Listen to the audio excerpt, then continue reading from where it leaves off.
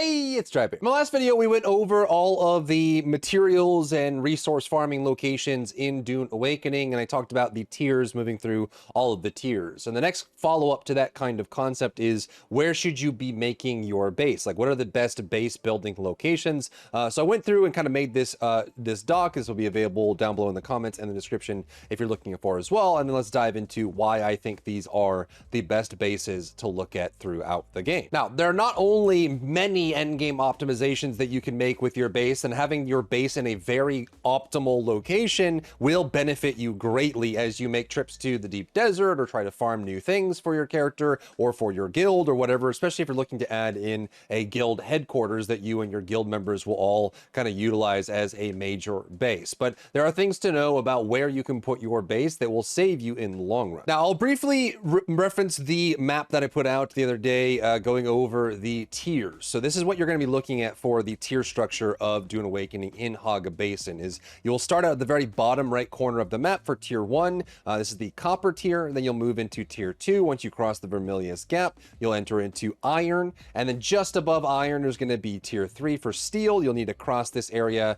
which is usually full of like drum sand or quicksand. Get over here, you'll start collecting carbon ore. Combine that with the iron you've already harvested to create steel. That'll unlock tier 3. And then you'll have to move up into the top left corner of the map in order to get aluminum to enter into tier 4. And lastly, you'll get jasmium from the radiated portion in the bottom left corner of the map to get duraluminum. But there's going to be some progression stages that you'll work through that will be good options for bases or not. Now, just in case there are brand new players coming to this video and wondering, you can't build out on the open sand. Anywhere that you get worm sign, it means that the worm traffics that area, and if you build in those areas, you will lose your base. The worm will come and eat it. So if anytime you're out like wondering whether you're safe or not to build a base, just use the worm sign UI. So if we land here on the sand, just to check it out, you see this meter just on the bottom middle of my screen, right above my abilities. Anytime you're getting that sound wave meter, it means that you are in worm infested territory. Anything that you build that has this meter active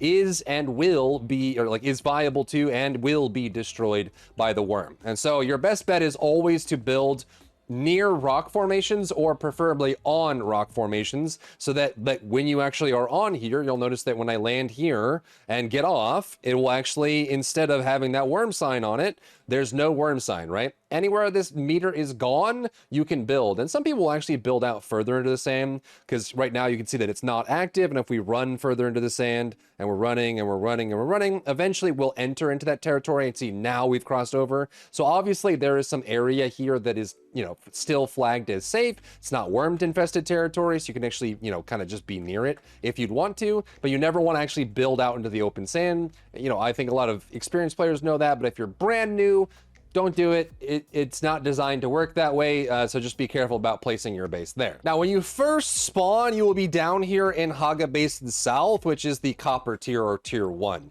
You'll find copper and all the basic building materials all down here. I think most people spawn down here. It's supposed to be random. You'll probably, you know, I think once the randomness is actually fully implemented and working, most people seem to spawn in the bottom left corner of the Hagga Basin South, but I think you have a chance to spawn anywhere at the bottom here. But this is a very short-lived experience. This is where you're going to be like getting very used to the game, getting used to the building, collecting materials. However, the one thing that I'll recommend, and something you may not know if you're just starting the game, is that the in-game journey, which is these purple quests here, you'll see how the name is purple and it has this eyeball on it. All of these quests are required. It is part of your main story progression for the game. You do have to complete these quests, and you want to complete them sooner rather than later, because they will lock you out of certain recipes, certain tiers, certain progressions. So you have to complete them. However, one thing that you really need to know is that a portion of the early stage of that is that it will require you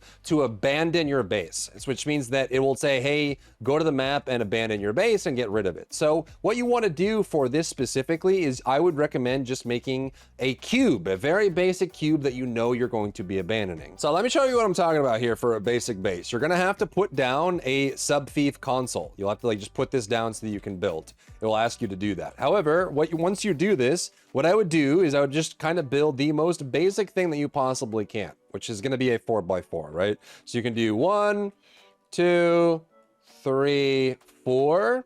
And then just put 7 walls on it, which the tutorial quest will require you to do. So you can just do wall, wall, wall, wall, wall, and then number 6, number 7. It will require you to do a door for it as well, and then it'll require you to put a roof on it too, which doesn't really matter. Floors or roofs in this game, it doesn't matter. Okay, so then you got this set up as your first base. This should house everything. The other thing you need to know about your first base is that some structures, some items that you put into your base do not take damage from sandstorms at all, and one of the most important things for that is going to be your power generator. You can actually put power generators on roofs or on the outside. They don't take damage from sandstorms. As long as they're inside of your area, they're perfectly safe. So this is what I would build for my very first base. This is what the tutorial requires you to do. It requires you to put down 4 foundations, 7 walls, a door, and 4 roofs in order to complete it, and then you'll have this here. However, unfortunately,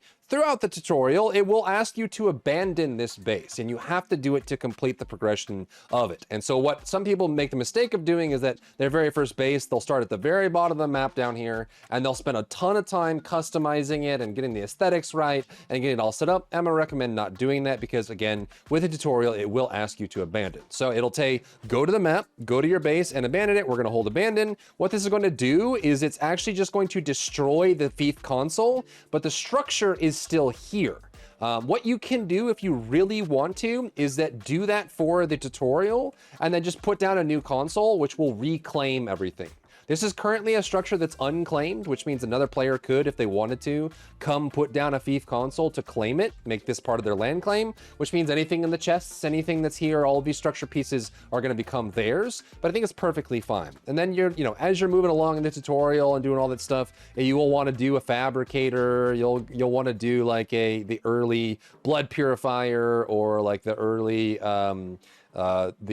small chemical refiner. You'll need to do all of those to get all that done, but this is going to be more than enough to get you through the first area. So my recommended for this is actually just build this little cube base that we're talking about here at the very top edge of the rock formations of South Hagga Basin, mainly because you're going to be crossing the desert here soon anyways. It will ask you to create a sand bike. You need to do it to get across. You can't cross the Vermilius Gap without a vehicle. It's just too long of a distance, and the worm will eat you. In fact, the worm is programmed to eat you if you try to cross the Vermilius Gap. So as you can see by this giant worm moving across, this is the Vermilius Gap here, and you're going to want to cross this to reach tier 2, but it is built so that you can't cross it without like on foot. I've tried this with like the BG ability, the grappling hook. It seems like it's kind of hard-coded for the worm to come and get you if you try to run across this. You probably could if you get lucky, like if you do the BG sprint run into a full suspensor belt, which you wouldn't have at this point anyway in the game, and then you try to grapple, you get across, but really you need the sand bike. So what I would do is I would just build on the edge here. So like where this guy has built, I think is a good spot for your first base. You just build it right here on the very edge, like the top portion of tier 1, get across and then move into tier 2. Now, one of the best spots in tier 2 is going to be right next to the hammer. So this is a natural landmark. You see that giant rock, which is thin on the bottom, like the handle of a hammer, with a large rock on top of it with the face up there. That is a natural landmark, and it's one of the best places to build for tier 2. So right up here. The reason being is that there are going to be things that you need to do for your tier 2 progression quest, going to the western Vermilius Gap, the eastern Vermilius Gap, but the biggest progression from here is just going to be collecting iron, getting complex machinery from these ironworks areas, and then working on your way to moving up into tier 3. In order to do tier 3, you have to leave the Vermilius Gap and cross over into Jabal in order to actually get carbon. You will combine that carbon with iron to create steel, and that will unlock tier 3 materials and creations for you, which will allow you to progress further into the game. So I think the best place to build your second base, which is going to be like your first production base, is going to be either directly on the hammer area. You can build it north of the crash ship here at the top. You can also build on this right side here, which is going to be useful if you end up going Harkonnen and you want to go over and talk to Riftwatch or move in there, or just at the bottom of tier 3. Like if you skip over the gap here and get to the bottom of tier 3, collect carbon. You can come back for iron once you have your sand bike. I mean, you'll have a sand bike at this point anyways. Come back, get iron, and come back and start progressing that way. I think this is a really good spot for your base. Now, if you really want to, you can actually go to the western side here, since these are where the ironworks are. So you could be like this guy, building right next to the ironworks, and start investing in a base here, which I think is going to be a really good spot for you to get that. But you still have to go a little bit further if you want to do carbon or to get steel. And that's why I recommend building kind of like right around this area here, either on this spot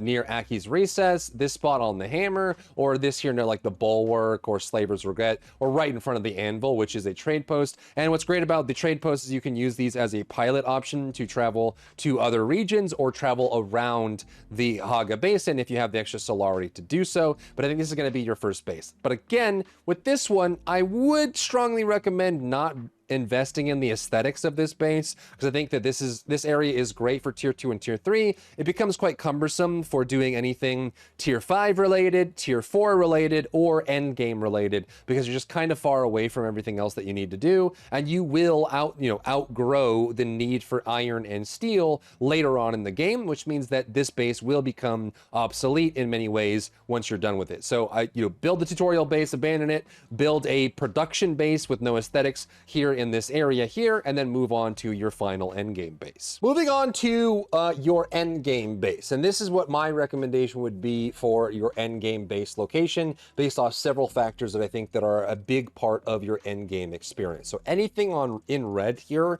would be a good candidate for an endgame base. You also could potentially go here at the very bottom of Hagga Rift, just next to the world map exit. But let's talk about what factors I use to determine this and why I think that these are going to be the best spots for your end game base. Now, the first thing you'll want to consider for your end game base is your location in the map and relative to the exit of the map. So around Hagga Basin, you see this like quicksand area. The edge of the map allows you to, if you're in a flying vehicle, any ornithopter, you can fly to the edge of the map. You'll find this little like glowing shield wall that's here. And if you get close to it, it will say, are you sure you want to travel to the world map? This allows you to exit this region of Hagga Basin and go elsewhere, which has several different uses, right? So you want to make sure you plan your base to be close to the exit here for endgame, because you will be spending a lot of time leaving Hagga Basin, going to deep desert, going to the faction hubs, and that sort of thing. So if you come back here, we hit confirm, it will load us into the world map. Now from here, you go into the world map, and there's two main things you need to know about for this primarily. The first is that it'll allow you to go to other regions, right? So if you want to go to the deep desert, the Hagga Basin is just below the top left corner of the map. So we're in the top left corner of the map here. Up here to the left, like top left, is going to be can I pan free of my vehicle? Yeah, so top left is going to be deep desert. This is where you enter the deep desert. Top right is Arakis, which is the Atreides headquarters, and bottom left is Harko Village, which is the Harkonnen headquarters. So you can see people traveling back and forth. And so your proximity to the world map in Hagga Basin will make your base really well suited to do things. However, there's a lesser known secret about Hagga Basin, in that where you enter Hagga Basin determines where you spawn, right? So if you can choose this gives you a ton of power. So you know that bottom middle is going to spawn you bottom middle of Hagga Basin near the entrance. If you want to go top right, you want to go top left, you want to go to the west side. If you want to pick up some jasmium in the radiator area, you can actually enter in from different angles, and it will poop you out right at that angle depending on where you chose. So we can enter in from here. Each of these little landing areas will spawn you into it. So first of all, you can spawn right next to your base when you're entering Hagga Basin, and the Hagga Basin's your base's proximity to the edge means you can leave Hagga Basin well. And that's why I say that with these like bases in the middle of the screen here, like these, like second base, you can see how this is kind of like more central in the map. This one's a problem for endgame because you end up having to fly from the very center of Hagga Basin all the way to the outskirts, this purple area that I've highlighted here, all the way to the outskirts in order to leave the map. So that's kind of a huge bummer, and why I wouldn't recommend it for endgame. The other thing is that you can, just as freely, since you now know how that works, you can exit Hagga Basin from the top right corner, and then enter Hagga Basin from a different angle, and you can then essentially fast travel around Hagga Basin using that world map system. So if you wanted to say like you had a base that's like, you know, like over here, or you have a base that's up here, this is where I recommend people put a lot of bases, is right here, because it bridges the gap between tier 3 and tier 4. You'll be able to get tier 4 materials here, and if you want to, you can pop out through this gap in the map right here, right out to the world map and go to their area or teleport in. So say you're at the top of the map here, like right where this exit is, and you need to go to Anvil for a contract or something. You can exit your base in your ornithopter, go north, exit the world map, and then come in from like this angle, like the right side, and boom, you're right next to Anvil. You can just kind of pop right over to Anvil if you wanted to, deliver that contract, go back out the east, come back in from over here, do Udum, get your agave seeds and your diamondine dust, and then you can exit the map, and then you come back in the map over here, pick up some jasmium, and you can go to the world map with stuff in your storage as well, so you can just pop back up here, and then pop back in and go to your base. So your proximity to the world map is huge. The other thing you want to worry about for your end game base is going to be ground access to really important materials. So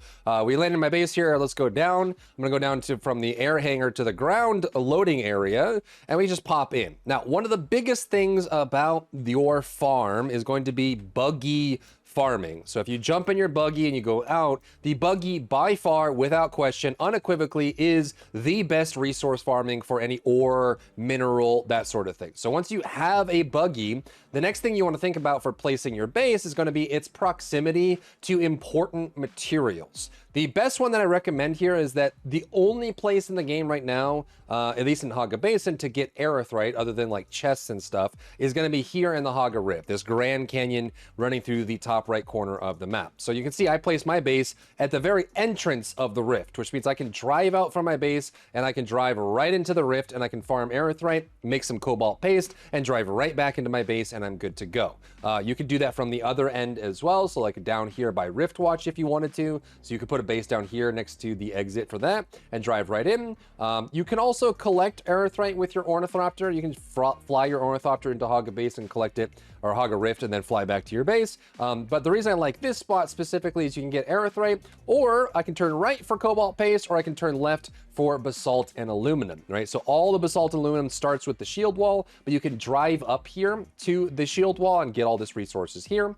Some people like skipping tier 3 and tier 4 and just going for tier 5. So if you have like a ground base, another great spot for this that I'd recommend is down here by the tier 5 area. So on one of these rock formations, or even up here, right next to the world map exit, you can just grab this. This will allow you to kind of go up. There isn't a crazy amount of minerals in this area in the Udum or Misataril, which means that the buggy access is more limited to jasmium, but you can also just kind of build this here and drive out and get jasmium here. Or if you still have a tier 2 base around this area, you can drive over and get jasmium. I find that I don't need a crazy amount of jasmium, like just taking an ornithopter out here, collecting the jasmium and taking it back. I only have to do that every couple days if I'm still doing duraluminum for some things, so I think that's definitely something to consider. But the other thing outside of just world map access is going to be ground access to viable materials, right? And that's why I think a base down here isn't super great, because drivable access, you're going to get iron in this area. You can drive across with your buggy and collect carbon,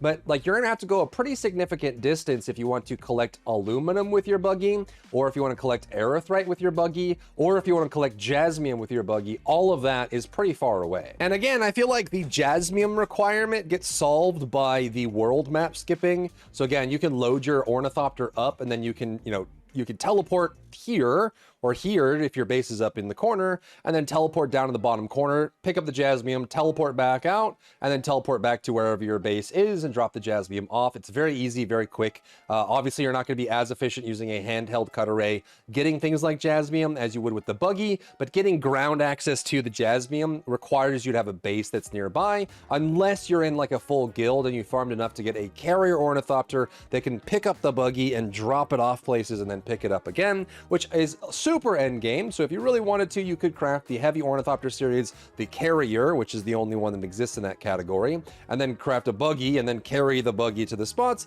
which is certainly an option for you as well. But I would argue that most single, like solo player or small groups are not going to be able to get to the carrier for quite a while, and certainly wouldn't be doing that as their option for farming things like aluminum or jasmium, because you need to be way further along than that in order to get the carrier and a buggy. So those are my recommended base locations in Hagga Basin for your progression through the game. Obviously, you can build wherever you want, whatever works for you and whatever you have fun with. But people keep asking me what are the best base locations. So this is this is my personal recommendation of where I think you should build. But of course, if you have other recommendations or other comments, leave those down below for people that might be looking for more information as well. If you found value in today's video, leave a like down below, leave a comment for the algorithm to help this video get seen by more people, and don't forget to check out my other channels for other content and other stuff and other things.